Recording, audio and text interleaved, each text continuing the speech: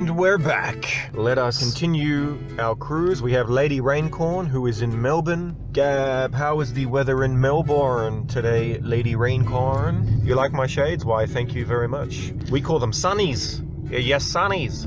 We are twinning. I don't know what twinning means. Oh, twinning as in you're wearing the same shades. So we've now passed Newtown and Marrickville, which is about 7 miles out of Sydney, heading towards the west, and we are now heading towards Dulwich Hill. And Dulwich Hill, the streets are very narrow, and these narrow streets were advanced by the migrants that came here in the 20s, and it looks like they haven't been upgraded since the 20s either. So the brain's automatically calculating how many kilometers we've gone. It's approximately 214. See, here is a cafe, and my autistic brain gets extremely excited because everyone is sitting there in the sun, and they are absorbing the rays whilst also absorbing the cafe style food with lots of its rich butter and coffee.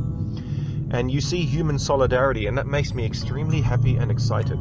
Even though I know I can never be a part of it, to do so would require me to sacrifice part of my personality to fit in with neurotypicals. I like to drive past places because I can see humans having fun without physically having to engage in the conversations. Number one, I'm not inclined to do that, and my proclivities tend to lie elsewhere. It would be nice if I did like it, because I would like to like it. Autism is a good and a bad thing. It's not necessarily, they call it a disorder. It means that it's something that lies outside of the normal distribution. It's not a bad thing in and of itself. It deviates significantly to the point where one's behavior can be unrecognizable and simultaneously unpredictable. Now I am driving through a suburb called Summerhill. Another intense lacking within the mind of the autist is the ability to understand how one is perceived by everyone else. And when you don't have that as a guide, you then do whatever you want in a way that a child does. And you want to help other people, but you don't know how to do that or how it comes across. For example, maybe have chocolates and then want to give them to people on the street you want to share, but then they assume that you have bad intentions because to them it's some random guy offering chocolates. Now, this is not something that I know intuitively, but it is something that I have learned and have learned to infer. And you infer things that in your mind don't actually look real at all. But simply by inferring them and treating them as if they are real, we have to learn to infer what we cannot see. And it's a constant reminder because there's no warning lights. So our brains don't see the warning lights of whether our social behavior is extending beyond the lines of what is acceptable. How long to spend with someone if you're in a conversation, these type of things. And so it's much, much easier to avoid human interaction altogether. But you still love it.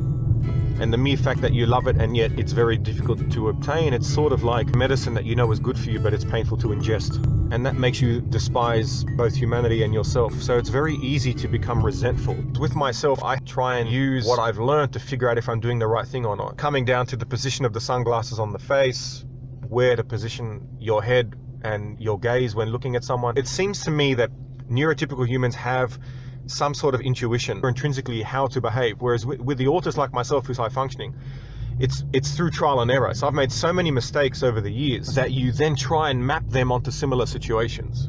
So there was a time when I was 17 and I learned, like, I tried to make friends with a guy and I'd learned to shake hands, but I hadn't yet learned to say how are you. And I said to him, I heard you like to eat. Now, I thought that was the right thing to say because I'd heard in movies, and they did it as friends. He never spoke to me again after that. Yeah, these stuff are in the book that's coming out. Once you read the book, you'll see that basically everything that you see before you now, how I dress, how I speak, the timing of my speech, the specific words that I try to enunciate in a specific manner, all of that has been learnt consciously, not subconsciously. And it was learnt at a much later age. Right, so as a child, I did not function at all, right? And so therefore was ostracized and demonized by the majority. The book actually shows you what I went through to get to that. So like I said, you know, that guy, when I told him I heard you, there's hundreds of little things like that in the book, and you'll probably be laughing here because the 5 people that have read the book so far just were laughing. But they're laughing at the same time they know it's a tragedy, hence why the book's called The Tragedy of the Retarded Genius.